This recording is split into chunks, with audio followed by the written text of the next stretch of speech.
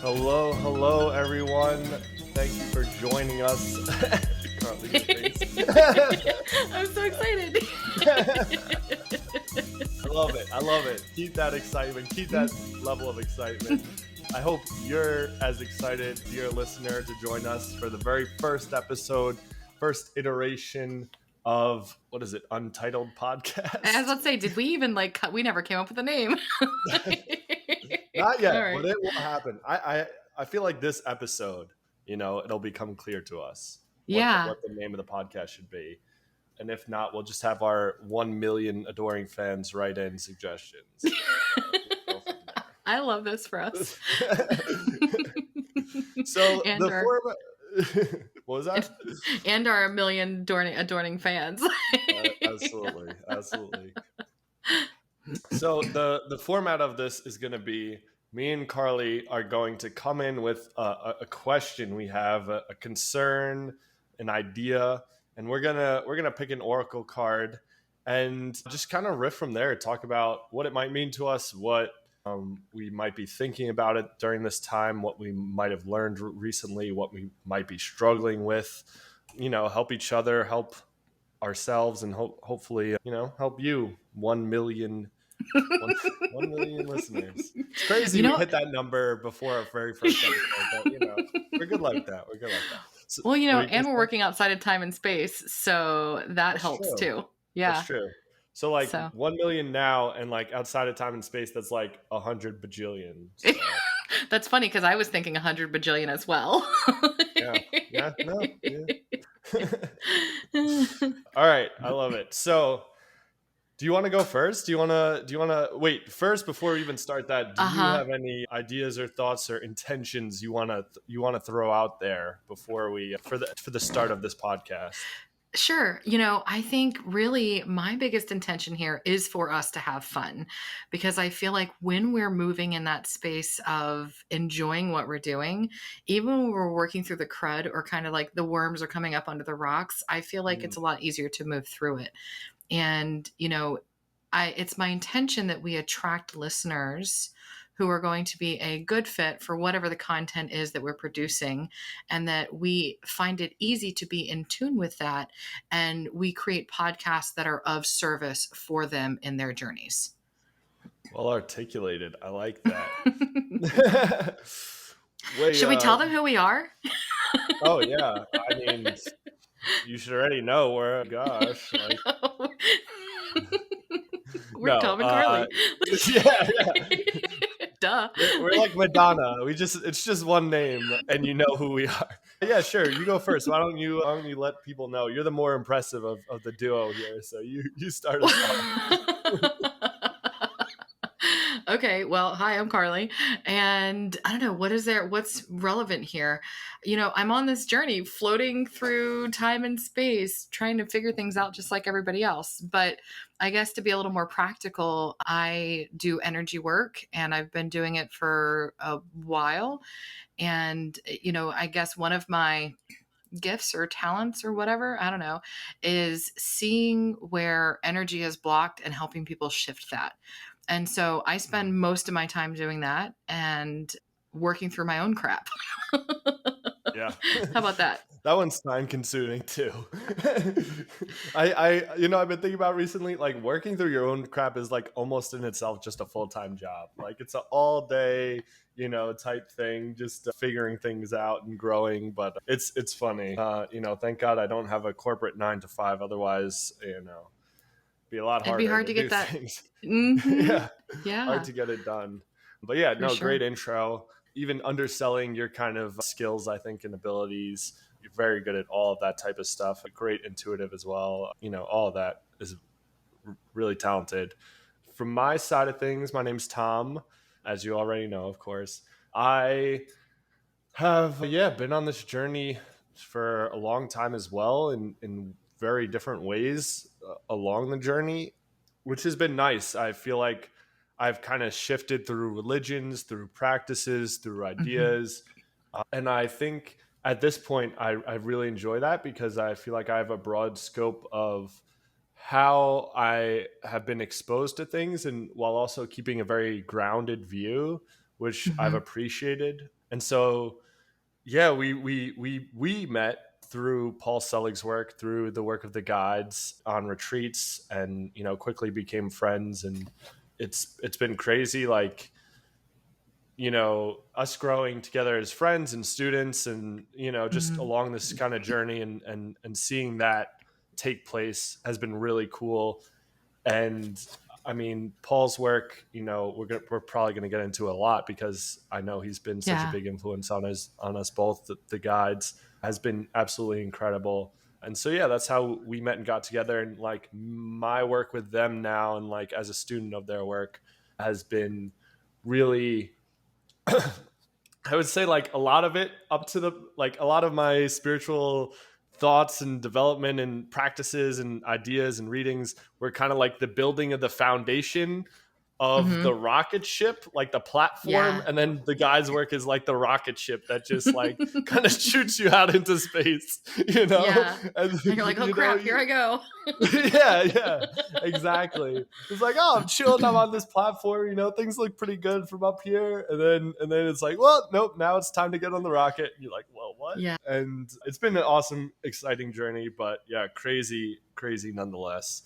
So yeah, Yeah, it's funny to see what comes up, which is, I think, what kind of led us here, right, to this podcast is, as we explore through these things that come up for us and really seeing the value in the contrast, the value in the struggles and the challenges. And I don't know, it is an incredible ride. And I know for me, like in my work, I've been on this journey for over 20 years. I started in 2001 when I went to college. And I guess I'm a little older than you. Are we in the same generation? Like your generation I like don't knows how to know. save stuff off of Google Maps, and I didn't know that was a thing. Yeah, that's a pretty low technological bar. I'm not gonna lie. I'm like perfectly in between Gen Z and millennials, and like that's how I like Okay. it. I don't want to be, Okay. too heavy in either. But yeah, that's where I'm at.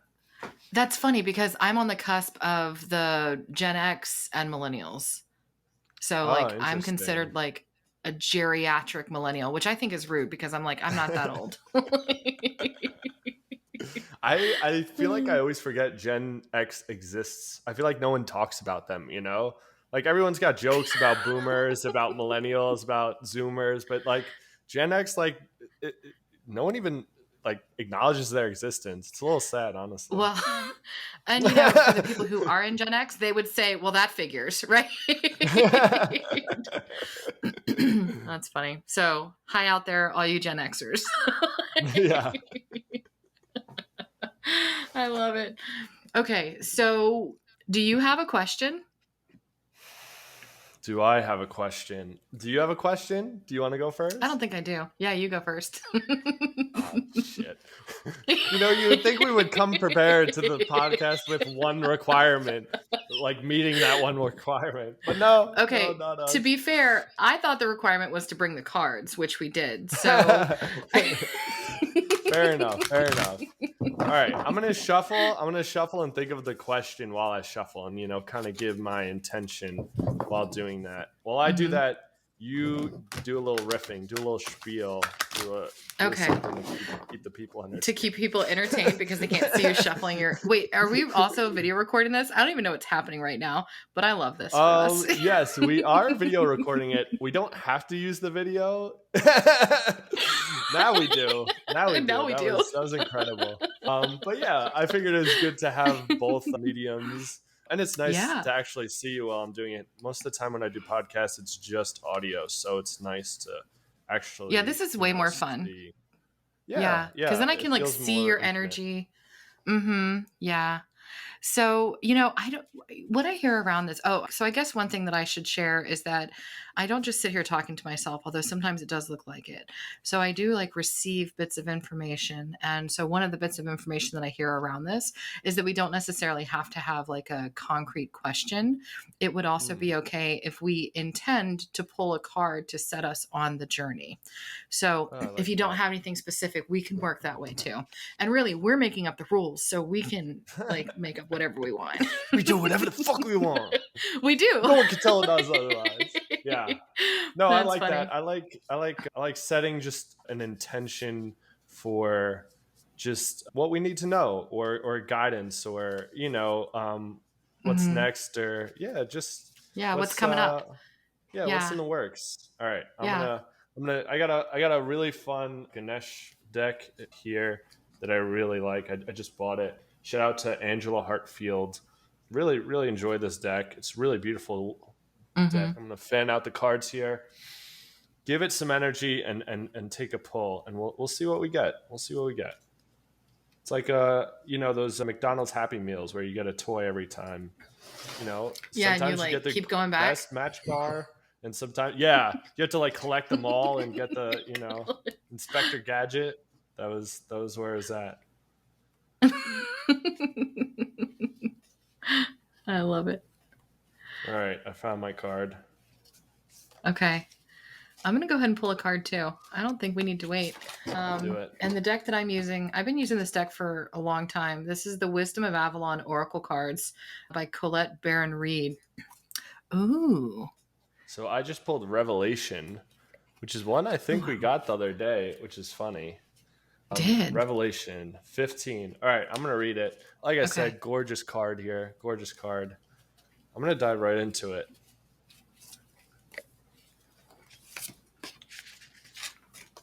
Revelation. Get ready for key changes in your external and internal worlds. You have come to the end of a cycle, and it is time for you to create something new. Through this card, Ganesh is indicating that it's time to break down some of the structures that you have created in your world. This has the potential to feel painful and challenging if you resist the process. This revelation coming to you may relate to your ego and your illusion of separateness from others.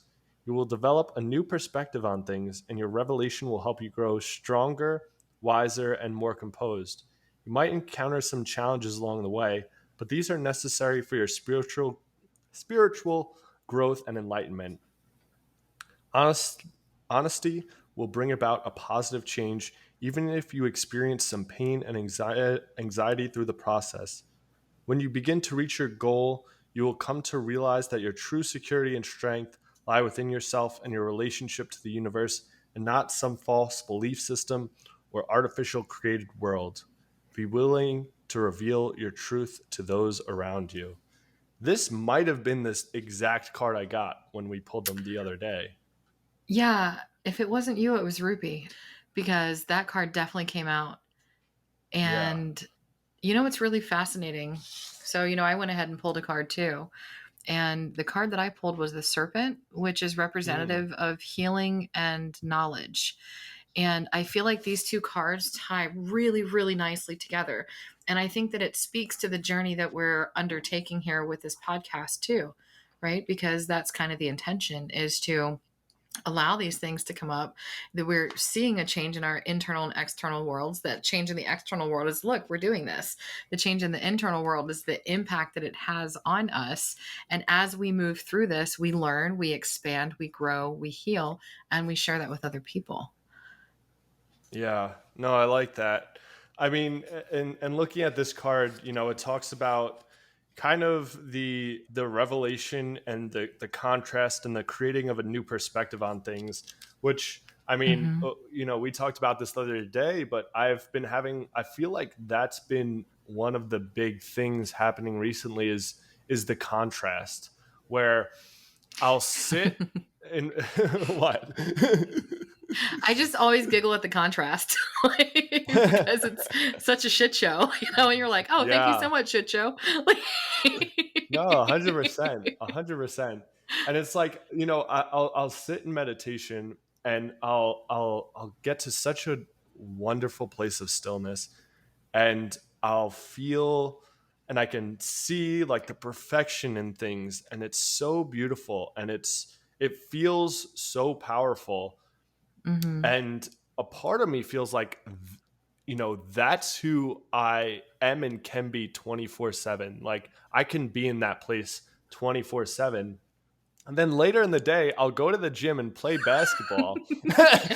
And I'll step onto the basketball court, and all of a sudden it's like I'm a 5-year-old who got picked last at gym class, and all the other kids are like making fun of me every time I like take a shot because it didn't go in or something, you know? And I have the complete opposite feeling, just this feeling of like my whole sense of self-worth is dependent Mhm. upon like this basketball going in the hoop.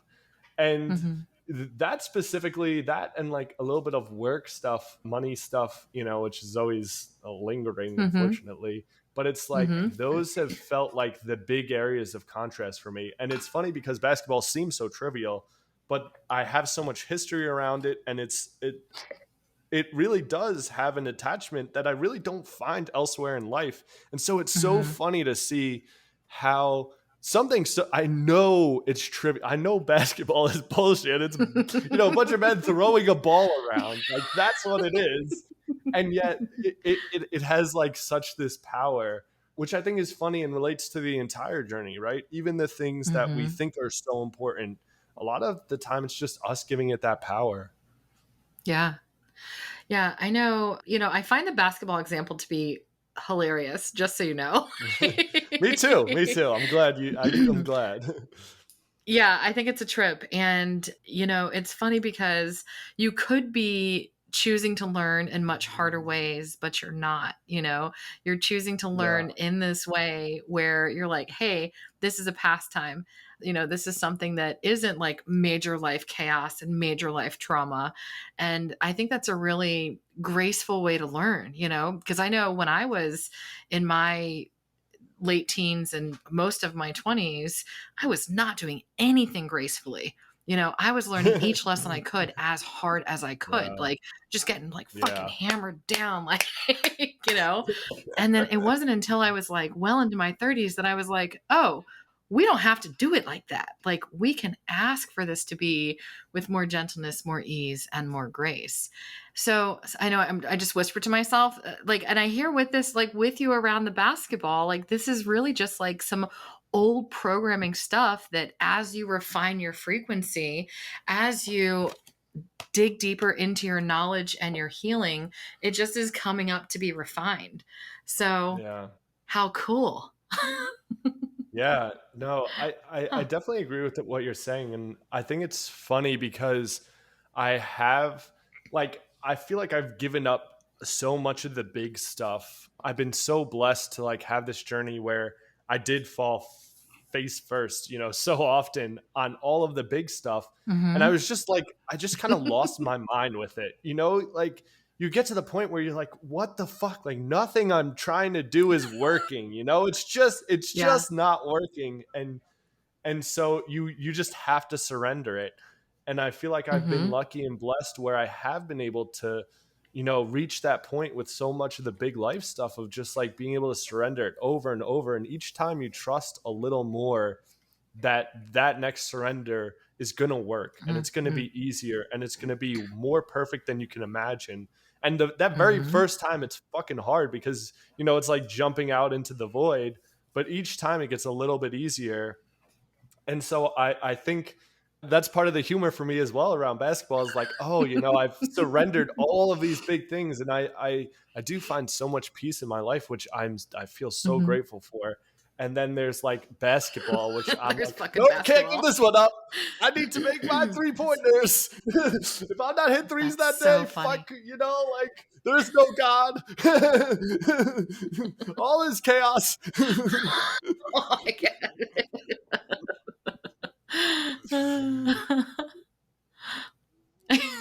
It's funny. Yeah, it is. And it's funny how that works too. I've also been practicing surrender a lot. And I think that's been a huge part of my knowledge and healing that's expanding, because I too, jumped off the deep ends. And I've done it, I was thinking about it the other day, and I've done it a lot of times now, stepping out into Yeah. something that's completely scary and completely new and completely unknown. And I know that it was when we met in Costa Rica, so it's been a little over a year. I was gearing up to host my first retreat. And I know you were around for this when I asked a question of the guides about like what I could do to, support myself in being successful in this retreat for the highest and best of the people attending. And I hated the answer. I got. And it was, there were a lot of tears around it. I was gripping onto it so hard and the wanting it to be perfect that, the advice was to surrender, to give yourself permission to fail. Maybe that's what you need. Give yourself permission to fail at the 3 pointers. I'll get around to it. I'll get around to Right? Eventually. it. Yeah. Yeah. After I make a few first, then maybe I could fail on one of them or Yeah. something. Like, all right, fine. Yeah, I made 10 in a row like that so I can miss one. I guess. Meanwhile, I don't think I've ever connected a basketball through a hoop like my whole entire life. So Even the phrasing of connecting a basketball through a hoop is just the most unbasketball way to phrase that. So yeah, yeah, I'm not great no. at sportsing. So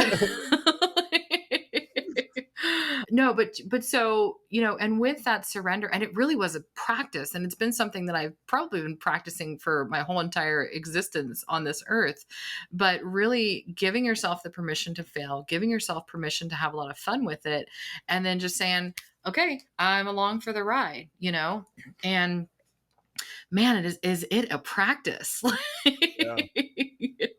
Because it totally is. And it's like learning how to drive a car, learning how to ride a bike. Like, you don't nail it at first. And it sounds like basketball is giving you great opportunities to go back and practice this every time you hit the court.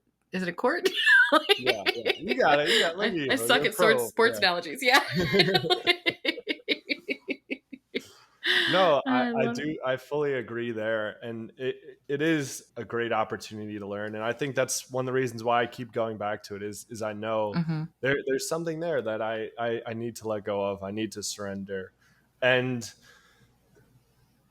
that's fun. That's part of the journey. I mean, it is funny how when you feel the density, it's there's time for work to be done there. Like Mm-hmm. there's opportunity there, and so so much of our normal everyday life without practice is kind of running away from what hurts or what feels Yeah. heavy or what we're afraid of. And I think one of the great gifts of this type of practice, this type of journey, is knowing that it's best to sit with that it's best to work with that, to hold it lightly, to know Mm-hmm. yourself beyond it, to be able to laugh at the hilarity of the ego and what it likes to attach itself to, and its sense of security to, yeah, and its sense of worth to it's funny. At the time when it's serious life shit, it never feels funny. It's like, oh It's my god, no. this is the worst. But it is funny, when you do have the perspective after to like kind of zoom out on things. Yeah, and I feel like that's a really important practice, I think, for us too, is to practice, especially when we're in the thick of things, and especially if we're feeling overwhelmed by things, is to remind ourselves, hey, if I back up from this and I take like a bird's eye view, this is like a little blip on the radar. Like, yeah, this might alter the trajectory of my life, but that's cool. Like, that's the whole idea. Like, we are continuously here to grow and expand and learn and work through all the crap that we picked up early in our lifetimes and before that. And it's funny how I think the surrender, like when I'm working in healing sessions with people, a lot of this stuff tends to happen in layers. So like we come back around to things. And I know when I was first on this journey, I'd be pissed because I'd be like, I fucking dealt with that already. Well, you did, but only at the level of consciousness that you could understand. And so Mm, now you're at a different level of consciousness. And so you're relating to these things, or these things are happening for you in a much different way. And so, that back to that practice of surrender, I fucking nailed it for the retreat. Like, I surrendered so hard for months leading up to it. And it was funny because I didn't actually surrender as hard as I thought I had, because we get to like a week before the retreat and all this stuff starts going wrong. Like, air quotes, wrong. And, like, it's like this fell apart and that fell apart and oh shit, this and oh no, that. And finally, I got to the point that I was like, oh, you surrendered parts of this, but not actually the whole thing. And when I finally mm, let that last piece that I was gripping onto go, everything fell into place. And yeah. we had a wonderful time. Like, it was perfect. It was Yeah. exactly what we were needing. And I'm like, holy shit, how cool is that? And, Right? you know, like, oh wow, the guides were right, first off, and duh, of course they were. Like, they see things from that perspective, you know, like, Yeah. they're not Yeah. living in this tiny little life that I'm living in, trying to make things happen, which, by the way, is backwards. That's a different podcast. But, you know, then we had the opportunity to practice that again because, as you know, and our million followers will soon find out, my husband is active duty. And so we get transferred to new duty stations. And so we got orders for our next duty station.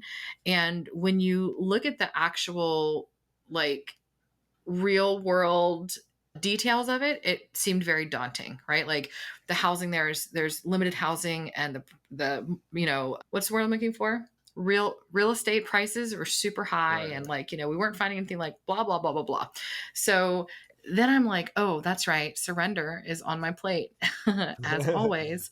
And so I started surrendering details of it, and we started feeling more and more okay with whatever happens, happens.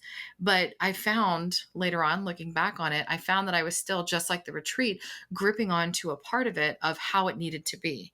And in this case, Yeah. the amount of money that I was willing to spend on a house, you know, like, we had pre-qualified for like $50,000 more than I was, like, willing to spend, you know? And so it was interesting because we were heading out to the mountains. Where we live now is kind of gross and dry and hot. And where we're moving to is fantastic. I'm so excited. So on one of our escapes from this area, we're driving out to the mountains, and I suddenly got very clearly, we need to change our parameters for our house search. And then the next message Mm. I got is, we need to start packing this week. And so that was on Sunday. And then, so Monday, we reached out to the realtor. She changed our search parameters. Thursday, we started packing. Friday, the house came on the market, and I found it, like, as soon as it was listed. I had an instant yes feeling to it. So by Sunday, she had gone to do the open house and sent us the videos of it. And by Monday, we were under contract. And ever since then, we're about to close. It's like a 30-day close, so, like, super fast. And it's just been wild because once I finally surrendered that last piece, everything is just clicking into place. And we even did it contrary to what people tell you to do. We did it during Mercury retrograde, and everything was great. You know? Yeah. So, like, I think there's a lot to be said for surrender. You know? No, Yeah. 100%. You know, and that's such a two great examples of it, really. And it's funny because, Hmm. especially with big life stuff, if I'm feeling worried about surrendering something, I'm feeling anxiety around Hmm. something, I always like to just look back on other times in which I really did surrender and go like, okay, well, how did that Mm. turn out? And the answer is always Yeah. perfect. Always, every single time. And I just look back over example, and it's like, well, that was perfect. That was perfect. That was so, like, all right, what the fuck else am I gonna do? You know, like, really, Yeah. you know, and I find that to be so helpful to just remind myself of all the times that, you know, because of surrendering, it became better than I could have imagined it was. And again, we don't mean surrendering Yeah. here of like, you know, oh, I'm not going to do Giving anything. up. I'm going to sit on the couch and Mm-mm. yeah, or get, you know, removing yourself and just saying, oh, it'll all, you know, God will take care Nah. of it. They'll do it for me. It's, you know, it's about having an active participation without Hmm. expected outcome and surrendering the outcome, doing your part, you know, being the potter who makes the pot, and surrendering, you know, the what if, whether people like it or not, whether it comes out good or not, and just being, you know, the sitting there with the pot and on the table type thing. And like Yeah. when and that surrender, it always works. It It does. really does. Yeah. And we know, when you were talking about the pot, I instantly started planting flowers in it. I'm Well, like, oh that too, yeah, yeah. we're gonna plant Well, whatever we want in plant flowers and you water it and it. you give it sun, and the rest is up to the flower, you know, and Hmm. that's it.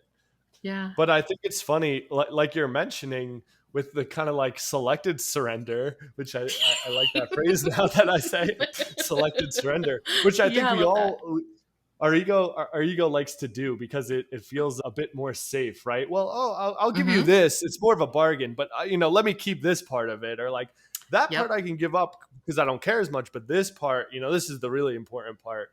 But it's funny because like the universe, God, whatever you want to call it, like knows. It knows when you Mhm. fully surrender, and it knows when you can't trick it. The ego can't trick it. You can't like pretend your Mm-mm. way through it. You know, You're not gonna it sneak your way knows whether. around it. Yeah. Yeah, yeah. You can't bargain your way through it. There's none of that. You know, it cannot be tricked. And it's so funny because almost every time the ego will try and pull a quick Oh, one yeah. over, never works. Yeah, it's like toddlers, like, testing the boundaries of the limits, you know? Like, that's the Mm, ego, a perpetual yeah. toddler. No, it's yes, in every way. Just a perpetual toddler is the ego, just trying to hold on to their new toy, or what they think they should win every single game. Every single game they should win. And if not, the rules get Yeah. changed. Maybe that's your basketball thing. Like, you're a perpetual toddler in basketball. Thanks. Yep, that was what I was looking to hear today. Eh. I was That's working with a totally client right. a couple weeks ago, and the term, what was it? Energetic puberty came up. I was like, it's fine. You're just Mm. going through energetic puberty. That was not a welcome term, probably, but but it is, right? Like, as we're like, getting onto this path, and as the contrast starts coming up for us, it's easy to get back into that. It's just like, think about when you went through puberty, like your hormones were all over the place. You were all over the place. And I do think that it can be a lot like that for people. So going from your toddlerhood to your energetic puberty, and then once you get through puberty, you're like, oh, okay. We can Yeah. do this. Yeah. Welcome to Yeah. adulthood. Yeah. No, Huh. I like that. I like that analogy. And it's funny because after you do go through the puberty, and it is a very hard part because It it feels is. rough. It feels back and forth. It feels like a battle, and it's dense, and it's you don't want to give up, and there's fighting, and there's this clawing and teething and gnashing and the gnashing of teeth. But then when you do reach adulthood, there each lesson becomes easier, and you realize you can learn in Mhm. peace, and you realize your Yeah. life can be in peace, and your relationships can be in peace.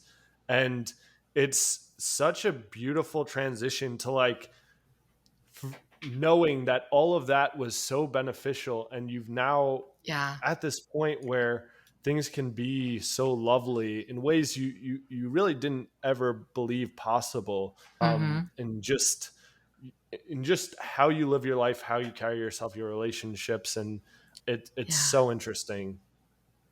It is. And the other thing that I think is really beautiful about the surrender, a couple things come in here around this, is that when you allow yourself the space to surrender, you allow the universe to create what is truly intended for you versus trying to Mm, dictate the parameters of things, which is the equivalent of limiting source, of saying, I know better than God or the universe or source or whatever you like to call it, and this is how it's got to be.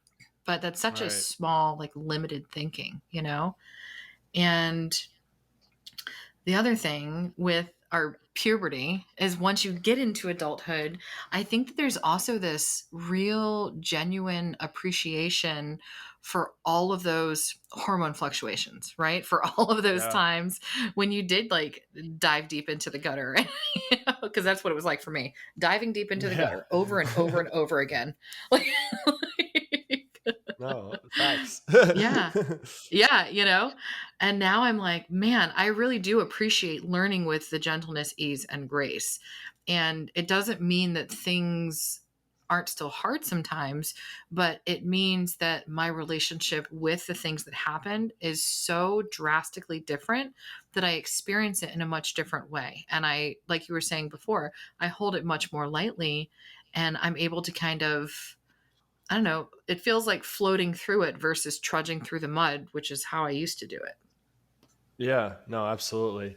It's funny outside my window right now, someone is blowing giant bubbles. So sorry, I got Oh, distracted for a fun. second Yeah, nice little I think it's on theme. I like Yeah, I was about to say that's a that. nod from the universe. But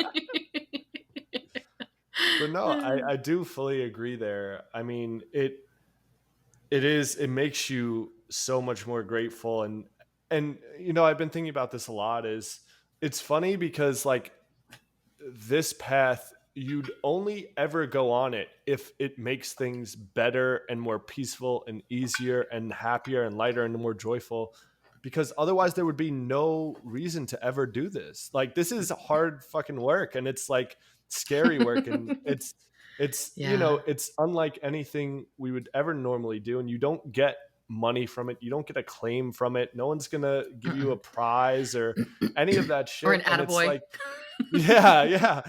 The only reason this is the work and it is what it is because it makes things better. It makes you more loving. It makes you happier and easier. And like, that's why we continue on this journey, is because that's the destination. That's both the journey and the destination. And if Hmm. it didn't do those things, it wouldn't be worth going on. There's a story of the Buddha that I love. This might take a minute, but I'm going to say it anyway. Sorry. I got a minute. It's fine. So there's this story of the Buddha where they were, mobile, in which they'd travel from like town to town. And there was a time during monsoon season where they had to stay in a town for an extended period of time. And normally Hmm. they wouldn't do that, right? They just keep traveling, but they had to stay somewhere for an extended period of time. And there was a bunch of monks and the Buddha. And so they were kind of trying to find housing wherever they could in this small kind of town. And so the Buddha's kind of right hand man, Ananda, he was, I think that's how you pronounce it, he was walking around the town, and a prostitute said to him, "Hey, I know you're looking for housing. Come stay with me. I have an open room." And he goes, "Yeah, that's very generous of you. Let me just make sure it's okay with the Buddha." And Hmm. so he goes back and he goes in front of the Buddha, who's sitting in front of all the other monks. And he's like, "Buddha, I found lodging. This nice, this woman, this prostitute said I could stay with her." And all of a sudden, all the monks erupt in laughter. They're like, "What? Are you kidding? Like, we're going to lose you forever. That's it. You're gone. Why would you stay with, the temptation? You're gone. You're Yeah. done. You'd be a monk no more." And the Buddha goes, "Whoa, whoa, whoa. What are you talking about here?" And those were his exact words, Yeah, actually. it sounds like it. "Hey, oh, slow Hey. down." The Buddha's suddenly from New York. Yeah. Yeah, 100%. But that's what us New Yorkers believe, that everyone Yeah. notable is from New York. Yeah, literal translation. Accent and all. Nailed it. But the Buddha was like, "Oh, you all think this is, a better path than monkhood? You're saying like Hmm. she's so powerful, sex is so powerful. Mm. That is better than being a monk." He's like, "I I'm here because I want the best life possible. I'm here because Hmm. I want the best thing possible. If you're telling me that's it, then I too am going to go stay with her." And all the other monks were like, "What the fuck? Like, why are we following this guy? He's gonna go. Him and his right hand man are going to stay with a prostitute. Like, this is terrible. This is the worst outcome." And so they ended up going to stay with her. And the Hmm. other monks were, jealous and curious, and they would like peek over the fence, and they'd see her like dancing for them and cooking for them. And then every day they'd be like, "Oh, they're lost. They're gone forever. No more monks. We've lost them to this woman." And No every more day Buddha. they'd see her. Yeah, yeah, no more Buddha. They'd see her entertaining them, and them sitting quietly. And finally, after the month ends and all the monks are collected, and they're all looking around and waiting, and they're like, "Oh, are they going to show up? Is that it? Or are we done?"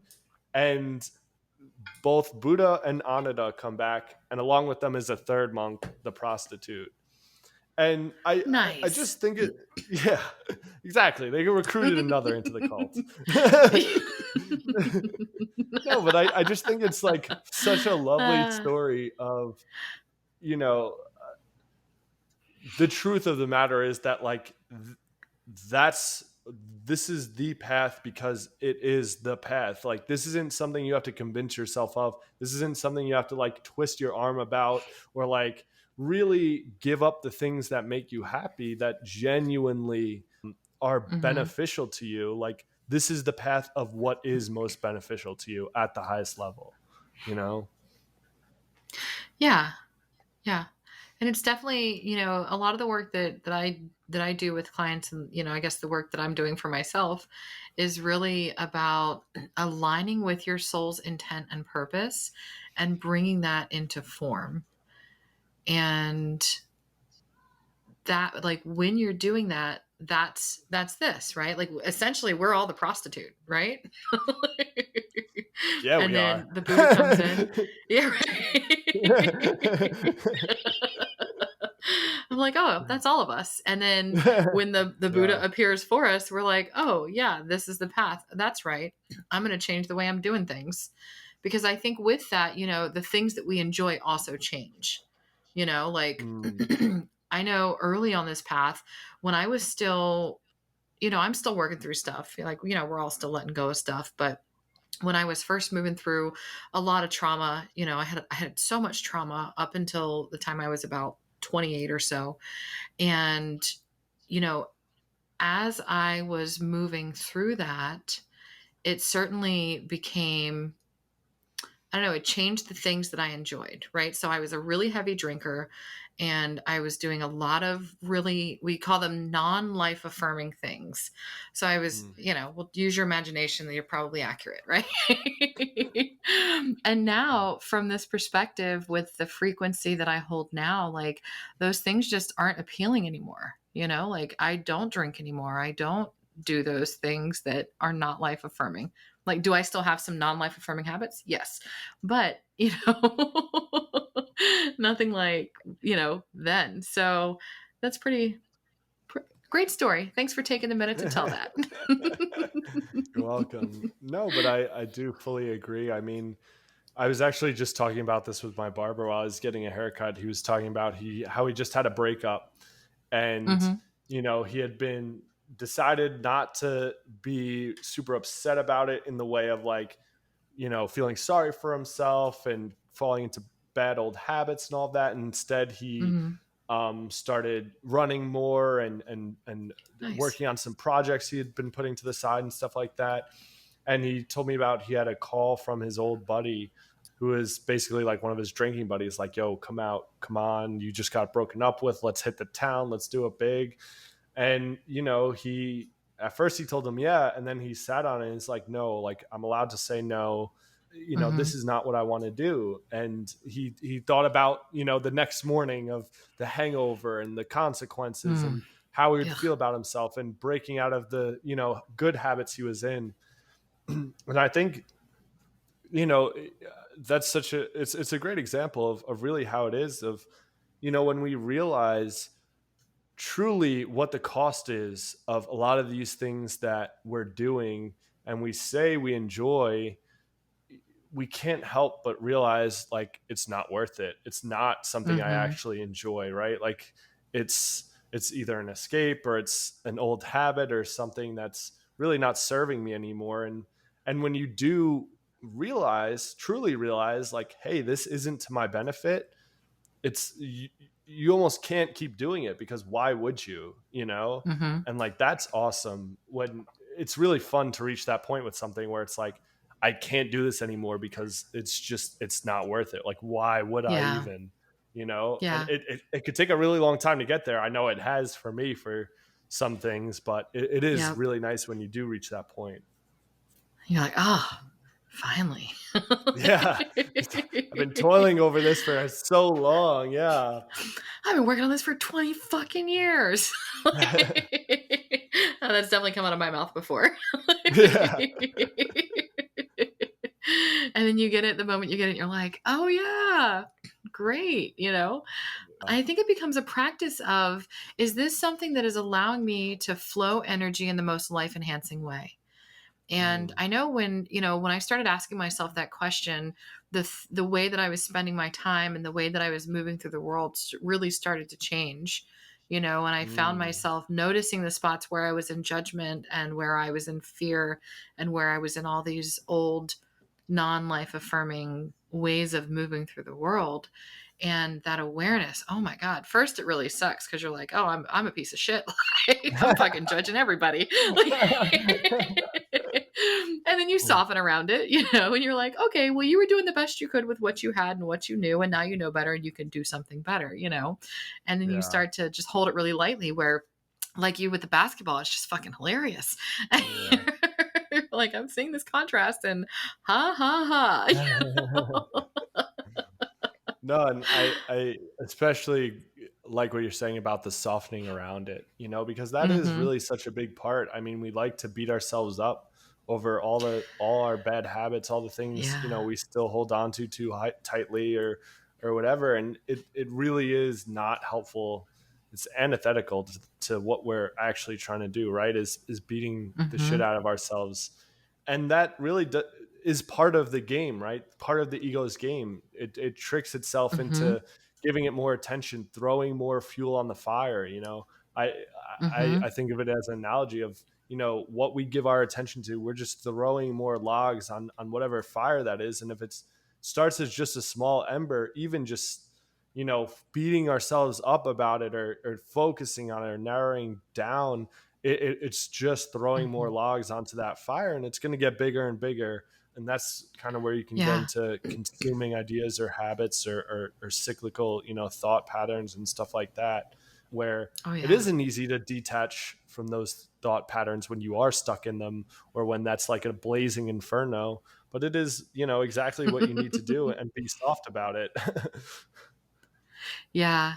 That was one that I really struggled with for a really long time, of, no, when I started the pattern of noticing the places where I was out of sync with my higher self, or where I was doing things that were not helping me hold steady the light. I spent a really long time beating that part of me up, but it's the ego's job. Like, the ego's job is to keep you safe, and it likes to keep you small. It likes to keep you in a routine.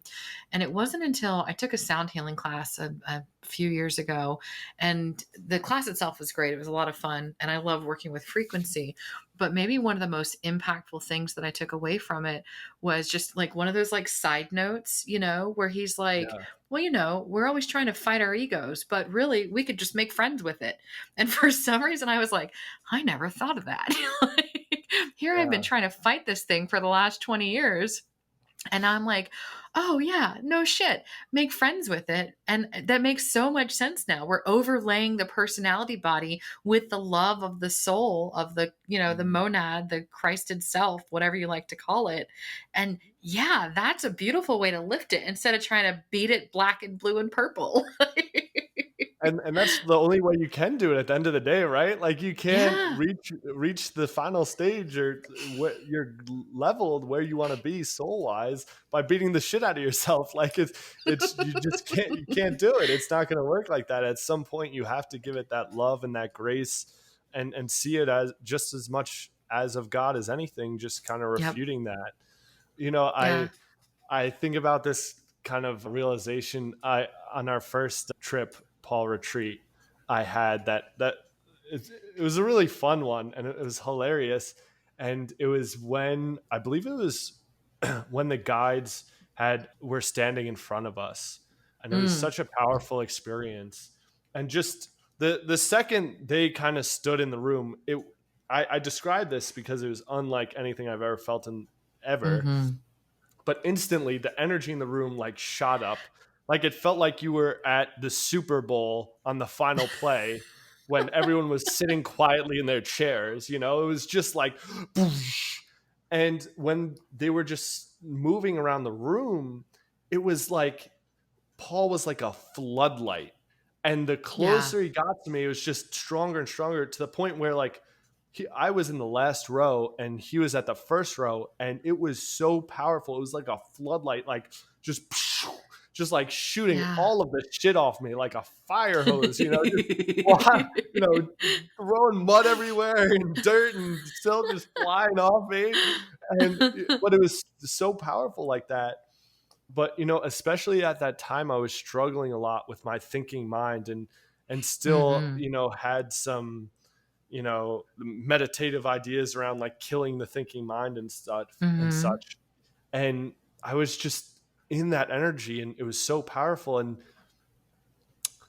I was thinking, and all of a sudden, like, it was almost, I saw this vision almost as if my thinking mind itself like pulled back the curtain like in the Wizard of Oz, Mhm. and like Mhm. behind the curtain was Krishna, was Yeah. God.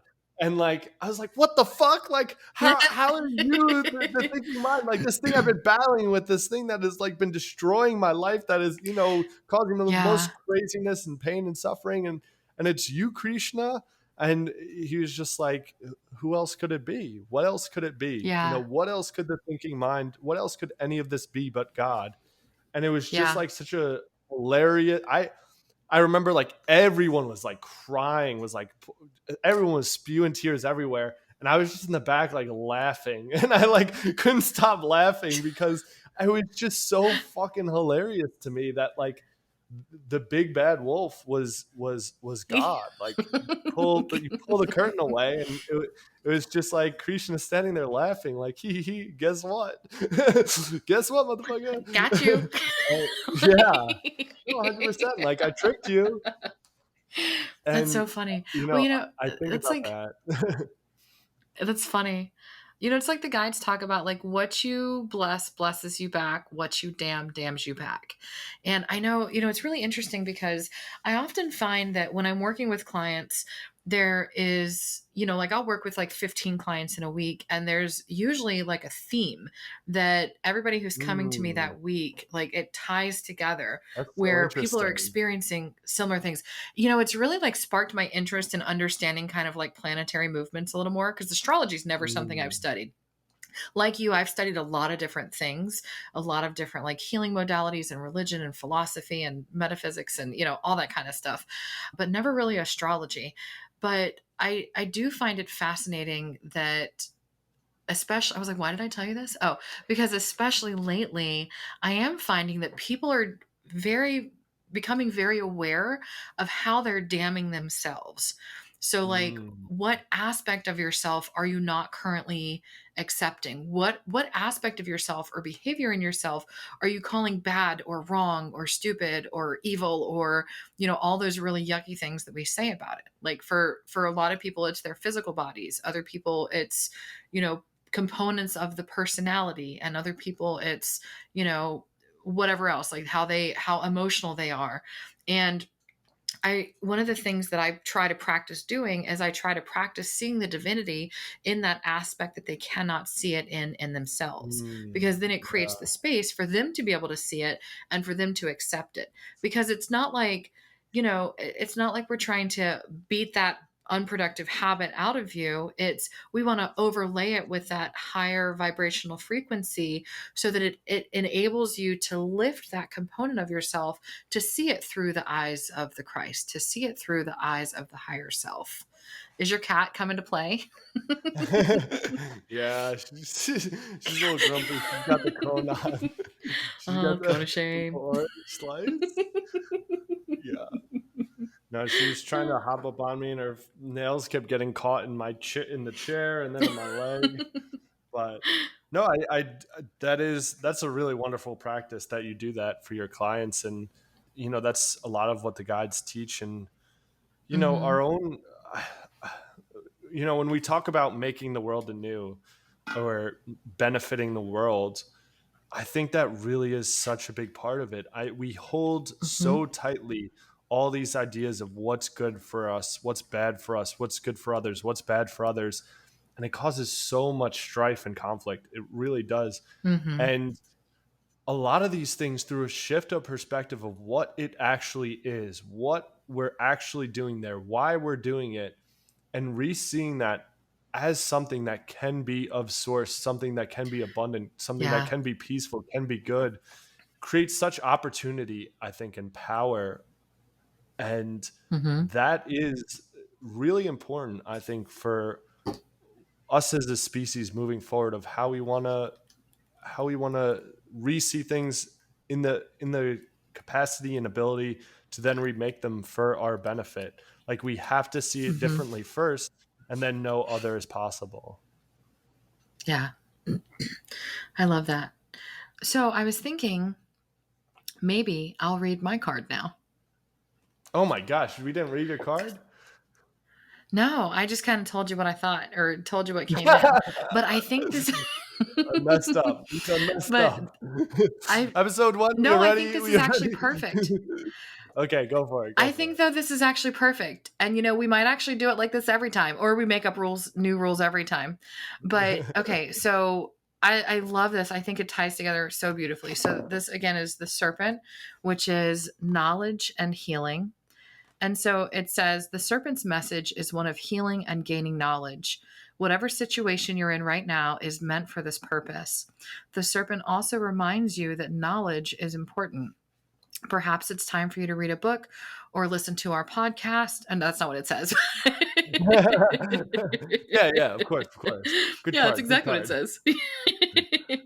Or take a class in order to gain more understanding of your inquiry, or you may need to ask questions of others who know and can help you. Ask the serpent, and you will be guided to the right answer easily and effortlessly. The serpent heralds success if you follow his signal. The serpent also lets you know that you may be suffering because there are aspects of yourself that are wounded and still need tending. Now is the time for this. Perhaps you need to rest, meditate, and allow the knowledge to come to consciousness. Or maybe you just need to sleep more. Another aspect of serpent I like energy that is that part. yeah, like, okay, nap time. I'm like, I'm here for that. Is that each time you experience a healing or learn new things, you may need to shed your skin to adopt a new one. But don't worry, the serpent says that it's a necessary and beautiful thing. Mm. Isn't that Wow, a lot perfect? of analogs. Yeah. And I feel like it meshes with my card perfectly too. Yeah. And the Mm-hmm. episode. Yeah. Yeah. So I don't think we messed up at all. I think we did perfect. In Who would divine have time, guessed? in Yeah. divine space. Yeah. And I think that's going to be the fun of this whole adventure for us is, I mean, I know we could probably talk for days. So, but but we won't. We'll save some for next time. But I do think that that's the beauty of this is that we can just kind of have fun with it and enjoy the journey and let it unfold as it does. And we'll be here for our millions and cajillion bajillion listeners. No, absolutely. I think this was super fun, successful first episode. Like you said, I think it all that ended up working out perfectly, which is, of course, how it happens. So, In you ever divine get mad at time. it where it's like, oh fuck, of course it worked out perfectly. Like just once, I wish it didn't, so that the ego could be right. Just like I No, wish it kind of I just never clicked feel up a that little bit way. this time. No. Okay, Tom put that out there. I do not agree with that. No, thank you. I will take No, it. I like being in flow. You've lost your don't damn get me mind. wrong. I'm happy it worked out perfectly, but it's also a little bit annoying. It's like the kid who gets every question right to every answer to every question. Mm. It's like, oh god, just get something wrong already. God, we get it. You're smart. Screw you and your claircognizance.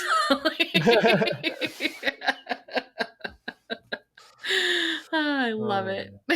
All right. Any closing words? What do you have? What do you have for our dear sweet listeners? Man, I've got some heart fire, some really lovely energy. And if you would like to accept it, it has ignited. It's one of the kind of energies that I work with when I do healing work. And so if you're open to it and you'd like to accept it, this works through time and space too. So it is here for you now. And it's But it burning only hot. comes if you subscribe. So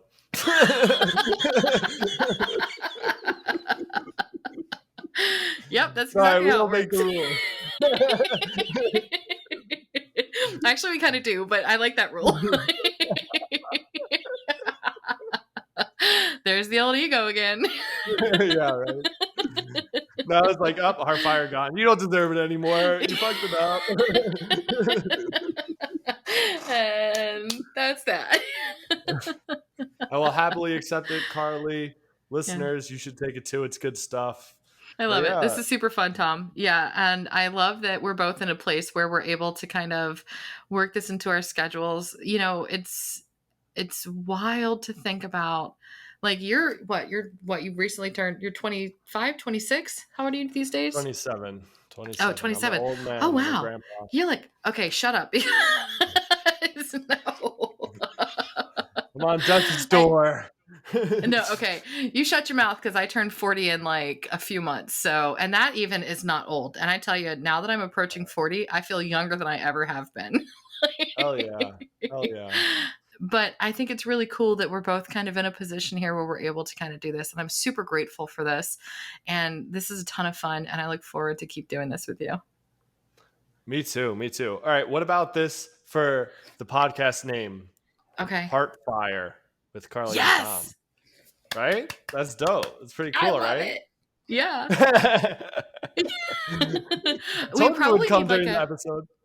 I love it. I feel like we need like so Heartfire with like, what do we do? You know? Like it needs a little, like we need to explain it maybe to somebody. Nobody knows what that means. We made that up. Fair. Okay, fair. Fair. But I like it. I do like it. I think that feels good. Yes to Heartfire. Okay. That's a good start. Yeah, and I'm getting some applause here. Like other people think this is a good idea. Like other not physical people. Yeah. Oh, that's cool. That's sweet of them. Tell them thank you. Tell them they could be part of our 1 bajillion listeners if they so wish. But tell them to subscribe. We need good reviews too. I don't think that's how that works. Tell them to get on Apple Podcasts and hit the subscribe. Oh my God, that's so funny. I love it. Oh, that's sweet. All right. I like that. Let's call it Heartfire, and then next episode, let's dive into that. Let's like work some of that. Okay, that sounds good. No I'm planning, here for of course, but we can just talk about what that means to us and kind of meditate on it, and then come back and integrate that into part of our next episode too. I love it. Yeah, and we're not going to plan anything. It's more fun when we don't plan it, I think. Yeah. No, I'm all for that. Less work for me too. Yeah, me too.